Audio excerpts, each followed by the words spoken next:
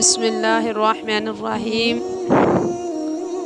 نبی پاک صلی اللہ علیہ وآلہ وسلم نے فرمایا، جو شخص فجر کی نماز کے بعد ایک تسبیح کر لیا کرے، یعنی اس تسبیح کی پکی عادت بنا لے، 100 مرتبہ سبحان اللہ و بحمدہ سبحان اللہ العظیم و بحمدہ استغفر اللہ، یہ ایک تسبیح کرنے سے انشاءاللہ تعالی سورج نکلنے سے پہلے اللہ تعالیٰ آپ کو بے شمار رزق عطا فرمائے گا، آپ کی ہر پریشانی دور کر دے گا، آپ کے گھر میں وسیع اضافہ رزق کا اللہ تعالیٰ عطا فرمائے گا، جس کی برکت سے کل جہان کو رزق تقسیم کیا جاتا ہے۔